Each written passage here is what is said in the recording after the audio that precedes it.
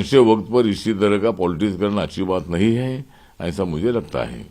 दूसरी तरफ भरोसा करते हैं हमसे मिलने में कम। मुझे लगता है कि जिस तरह तेलंगाना में अभी 30 तारीख को चुनाव होने जा रहा है और वहाँ भारतीय जनता पार्टी हो या बीआरएस हो या कांग्रेस पार्टी हो, सभी लोग मतलब प्रचार में जुटे हुए हैं और वहाँ माननीय नरेंद्र मोदी जी के सभाओं को बहुत बड़ा रिस्पांस मिल रहा है। कल जो हैदराबाद में रोड शो हुआ उसमें भी मतलब भारी लोगों ने उनका तो स्वागत किया है। तो एक सभा में बोलते वक्त जिस तरह प्रधानमंत्री जी ने बताया है कि जो चंद्रशेखर राव केसीआर जो तेलंगाना के मुख्यमंत्री है, ये मुख्यमंत्री तंत्र मंत्र पर तांत्रिक पर ज्यादा विश्वास रखते हैं और हमें उनको मिलने में भरोसा नहीं है। इसी तरह का जो बयान माननीय प्रधानमंत्री जी ने दिया है वो तो सही है, क्योंकि केसीआर जी हमेशा तंत्र मंत्र की बात भी करते, तांत्रिक पर विश्वास रखते हैं। तो मुख्यमंत्री के नाते उनका ये जो उनकी भूमिका है, ये भूमिका ठीक नहीं है, ये माननीय प्रधानमंत्री जी ने बताया है। और चुनाव आयोग ने किया है कर्नाटक की सरकार को। हाँ, मुझे लगता है कि जिस तरह इलेक्शन कमीशन का जो कोड ऑफ कंडक्ट होता है उसके मुताबिक जो भी कोई इलेक्शन का प्रचार होता है, जो एडवर्टाइजमेंट होती है, जो स्पीच होते हैं, जो रैलीज होती है, आम सभा होती है, उसके लिए मतलब उनकी गाइडलाइन होती है और उसके मुताबिक अगर वो नहीं होता है तो इलेक्शन कमीशन उनको नोटिस भेजती है।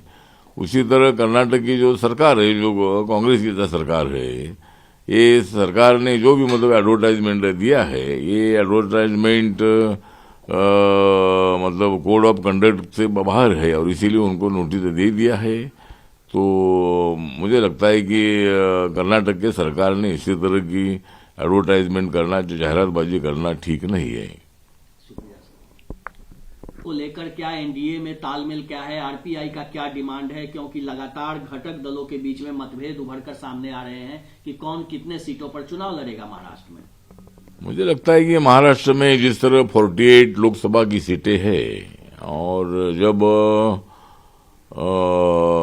भारतीय जनता पार्टी और शिवसेना का अलायंस था तब मतलब 26 सीटें बीजेपी लड़ती थी, 22 सीटें शिवसेना लड़ती थी।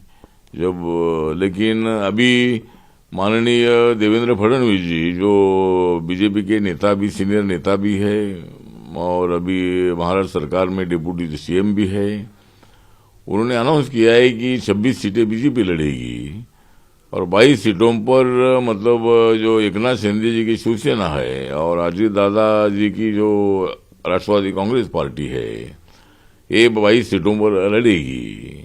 लेकिन हमारी मांग ऐसी है कि भाई रिपब्लिकन पार्टी का जनाधार गांव-गांव में है। जो बाबा साहब अम्बेडकर जी को मानने वाला जो समाज है, ये समाज बड़ी संख्या में मेरे साथ है और इसीलिए रिपब्लिकन पार्टी को 2 सीटें मिलने के बारे में मैंने मांग भी किया है। उसमें शिरडी की जो सीट है, शिरडी के सीट से मैं एक बार हारा था, 2009 में मैं शिरडी लोकसभा क्षेत्र से हारा था।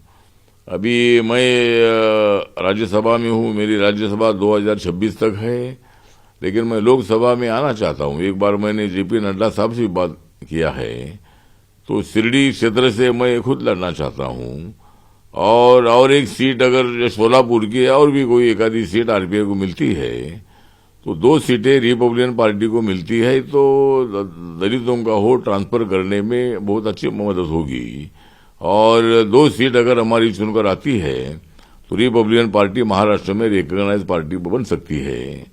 तो इसीलिए मेरा भारतीय जनता पार्टी को रिक्वेस्ट है, मैं माननीय अमित शाह जी और जेपी नड्डा जी को भी मिलने वाला हूँ।